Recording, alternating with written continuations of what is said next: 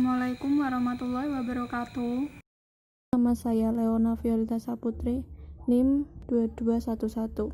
Saya Alivia Ekastiani, NIM 2212. Nama Vindiana Rahmandani, NIM 2213. Nama Nabila Fajril Hakim, NIM 2214. Kami di sini akan mempresentasikan materi sektor publik yang berjudul Pengukuran Kinerja Sektor Publik.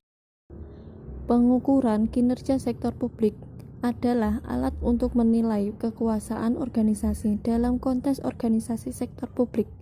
Kekuasaan organisasi itu akan digunakan untuk mendapatkan legitimasi dan dukungan publik.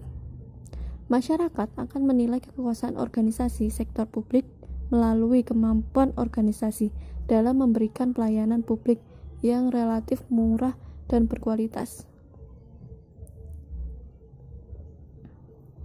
Pengukuran kinerja sektor publik yang ditemukan oleh Mardimoso dalam buku Akuntansi Sektor Publik, bahwa pengukuran kinerja sektor publik dilakukan untuk memenuhi 3 maksud.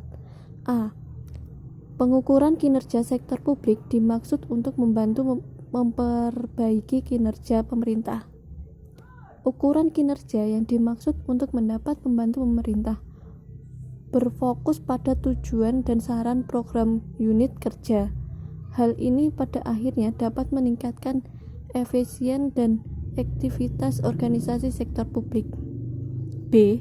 Ukuran kinerja sektor publik digunakan untuk mengalokasi sumber daya dan membuat keputusan. C. Ukuran kinerja sektor publik dimaksud untuk menunjukkan pertanggungjawaban publik dan memberikan komunikasi kelembagaan. Tujuan pengukuran kinerja sektor publik. Yang pertama, untuk mengkomunikasikan strategi dengan lebih baik, atau top down and bottom up. Yang kedua, untuk mengukur kinerja finansial dan non-finansial secara berimbang sehingga dapat ditelusuri perkembangan pencapaian strategi.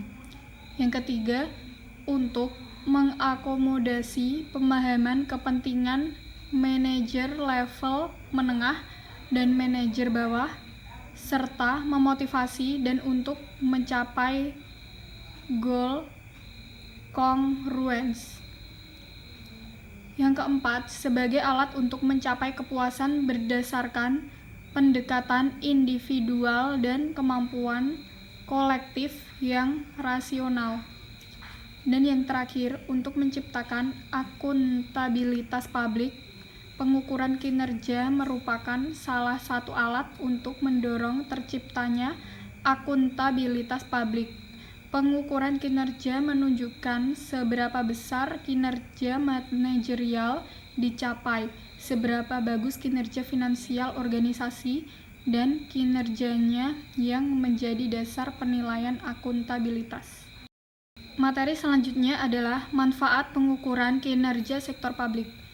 Yang pertama, memberikan pemahaman mengenai ukuran yang digunakan untuk menilai kinerja manajemen. Yang kedua, memberikan arah untuk mencapai target kinerja yang ditetapkan. Yang ketiga, untuk memonitor dan mengevaluasi pencapaian kinerja dan membandingkannya dengan target kinerja serta melakukan tindakan korektif untuk memperbaiki kinerja. Yang keempat, sebagai dasar untuk memberikan penghargaan dan hukuman secara objektif atas pencapaian yang diukur sesuai dengan sistem pengukuran kinerja yang telah disepakati. Yang kelima, sebagai alat komunikasi antar bawahan dan pimpinan dalam rangka memperbaiki kinerja organisasi. Yang keenam, untuk membantu mengidentifikasikan apakah kepuasan pelanggan telah terpenuhi. Yang ketujuh, membantu memahami proses kegiatan instansi pemerintah. Dan yang terakhir, untuk memastikan bahwa pengambilan keputusan dilakukan secara objektif. Syarat-syarat indikator.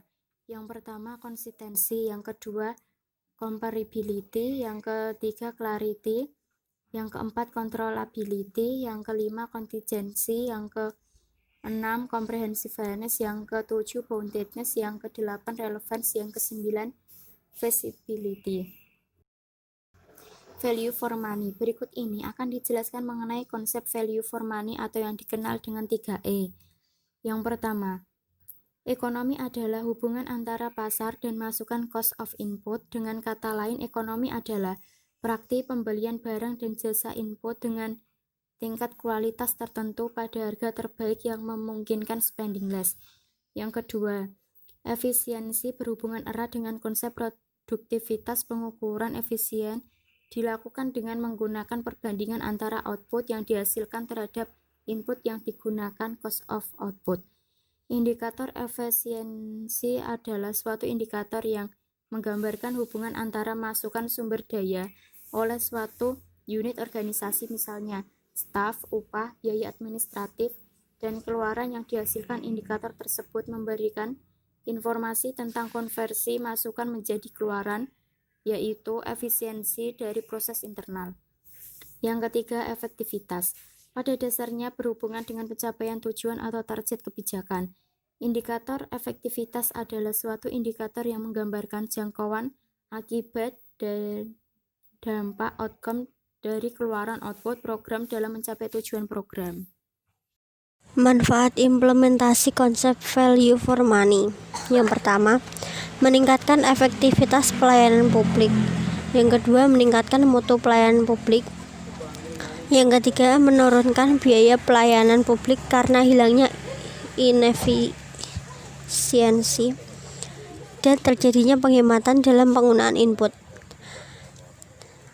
dan alokasi belanja yang berlebih berorientasi pada kepentingan publik, serta meningkatkan kesadaran akan uang publik sebagai akar pelaksanaan akuntabilitas publik. Yang terakhir, kesimpulan, sistem pengukuran kinerja sektor publik adalah suatu sistem yang bertujuan untuk membantu manajer publik menilai pencapaian suatu strategi melalui alat ukur finansial dan non-finansial. Sistem pengukuran kinerja merupakan salah satu alat pengendalian organisasi karena diperkuat dengan adanya mekanisme reward dan punishment. Pengukuran kinerja sektor publik dimaksudkan untuk membantu memperbaiki kinerja pemerintah, memperbaiki pengalokasian sumber daya dan pembuatan keputusan, serta untuk memfasilitasi terwujudnya akuntabilitas publik. Ini dari pengukuran kinerja pemerintah adalah pengukuran value for money. Kinerja pemerintah harus diukur dari sisi input, output, dan outcome. Tujuan pengukuran value for money yaitu mengukur tingkat keekonomisan dalam alokasi sumber daya, efisiensi dalam penggunaan sumber daya dan hasil yang maksimal, serta efektivitas dalam penggunaan sumber daya. Terima kasih. Wassalamualaikum warahmatullahi wabarakatuh.